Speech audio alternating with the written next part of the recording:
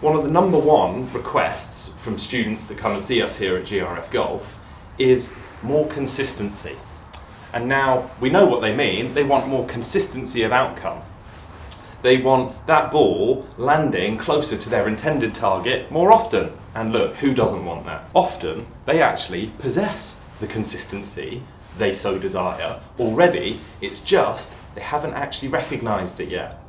So often what will happen is we'll have a little pre-chat with a student about what they want, what their golfing history is, and all of that sort of stuff that helps us get inside their golfing mind. And then we'll invite them to play some shots here, as you'll have seen on the videos, of course. And what we as coaches are looking at and for is their body movement, where their attention is, and of course, what that ball's doing in the air. And so I'm just going to play a few shots in pretty rapid fire.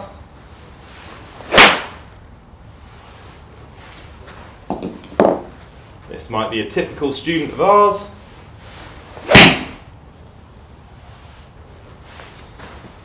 A couple more.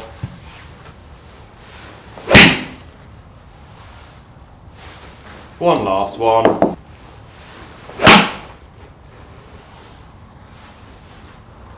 And now if you've seen from the other camera, some ball flights, they all faded. This is a typical thing that often happens in our lessons, is that the student has a very consistent ball flight.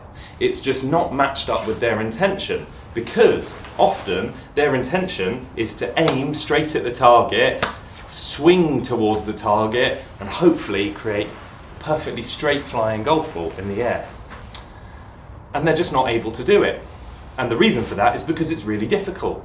But what they are able to do is hit a very consistent shot shape, whether it be left to right or right to left. But they're just not recognising it because it didn't match their intention. And now, don't know why, probably just golfing culture, all of these students are seeking that straight flying golf ball because it doesn't happen very often. Even the guys and girls we watch on TV, when you see their shot traces, very rarely are they straight. And that's because of the demands of the course, whether it be dog legs or where they want to be on the left or right of the fairway or coming into a green that might be quite sloped.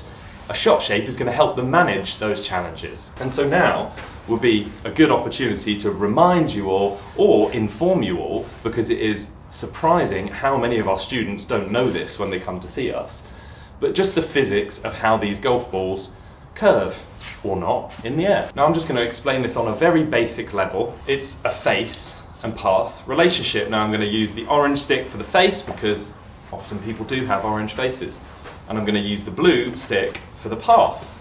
And now path is not just purely swing direction. In fact, if I can use this hoop to demonstrate, the swing direction is the direction in which the overall swing is directed. And now path is a combination of that swing direction, but also the angle of attack. So where on this arc are we striking the golf ball? Are we striking it on the way down, hopefully so, with our wedges and irons, or are we striking it on the way up with our driver? And now this is going to make a difference to the path, but for now, for this video, as you can see there, my swing direction is towards the camera, but you can see the path has gone to my left, because hitting it on the up, so this would be my driver. And now if I keep this swing direction the same, but just change it for a downward angle of attack, you can see what's happened to the path. It's switched. So this swing direction is still at the camera, but the path has gone out to my right, which would encourage a draw, hence why a lot of people can play a nice draw with their irons, but then struggle with their driver. But perhaps that's another video. For the purposes of this video, we are just going to think of the path just purely as swing direction. As I've explained, it is not purely swing direction, but just for the simplicity of this video, we'll think of it as such. Now, wherever the face, the golf club, is pointing, directed through impact, that is the direction that golf ball is initially going to launch. And then the path, in relation to that face, is going to put the curvature on the ball. So for a fade, I'm going to need to have my face slightly left of my intended target, because I know this is going to fade. And then I'm going to need my path to be a bit further to the left, for me as a right-hander, than my face. So the golf ball would start down the orange where the face was pointing, and then because the path is further to the left for me as a right-hander, that ball is going to start here and fade. Hence why I need my face slightly to the left of my target to account for that fade. Conversely, if I want to draw the ball, I need the path over to the right of my face.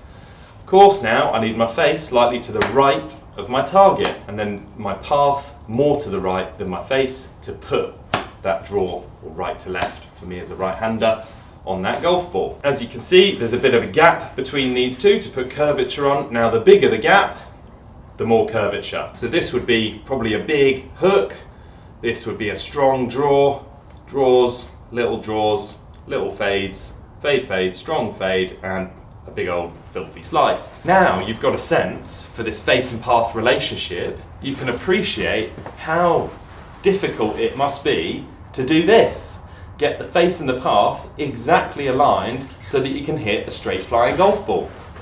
And that is what most of our students are trying to do, and arguably that is the number one place where they go wrong in their search for the consistency, because it is infinitely easier to separate face and path than it is to get them perfectly matched up. I would highly recommend you spend some time at the range, doesn't matter what your handicap or skill level, play some shots into an area. It doesn't have to be a really specific target, but let's just pick up on what your predominant natural shot shape is. Now with your heightened awareness for face and path relationship, you can spend some real good quality practice time down at the range, really honing in those fades or those draws, and really getting a rich sense for where you need to go with your movement and how the club needs to be delivered in order to create these different shapes. So you don't need to change the mechanics of your swing, you just need to change your recognition of what's going on. So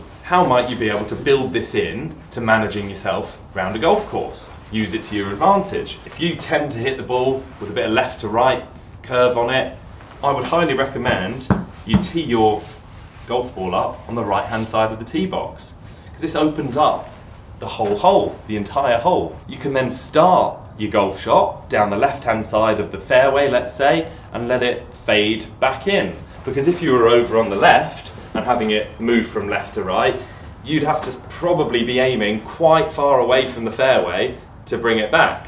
Whereas if you're over on the right hand side of the tee box, you can just start it down the left hand side, maybe just over the rough on the left, let it curve back in. And then obviously conversely, if you tend to hit your golf shots with a bit of right to left curve on, tee it up on the left hand side of the tee box, start it down the right, let it curve back into the fairway.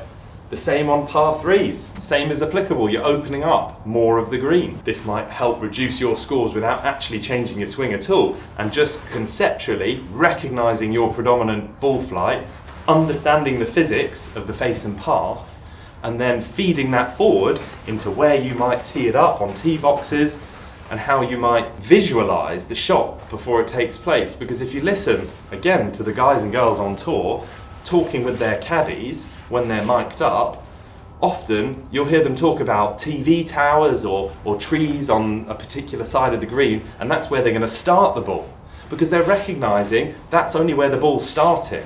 It is going to move in the air and help get closer to their actual intended target, which is going to be left or right of that start line. And if you found that you don't really have a predominant shot shape, well, now armed with your understanding of face and path, perhaps in your next range session, you can really start to think about swinging left of your target with a face that stays open to that left path.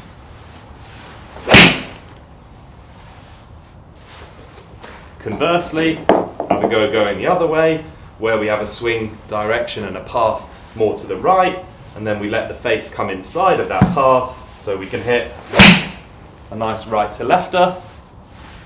And then the ultimate, I'm not backing myself on this one, once you've got a real sense for the left to rights and a real sense for the right to lefters and bigger shapes and smaller shapes, then hopefully one day you too will be able to play that elusive straight golf shot. No, didn't find it, you see? So there you go. Spend some time, recognising what your predominant shot shape is.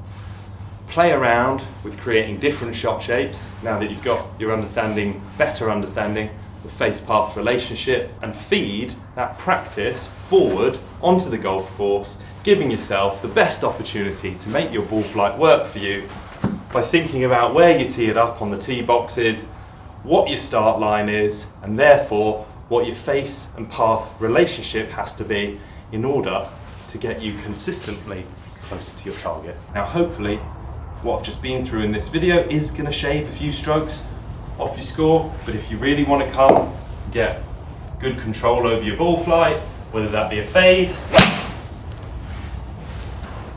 or a draw, then there's a link down in the description, and any one of us at GRF Golf will be happy to help. See you soon.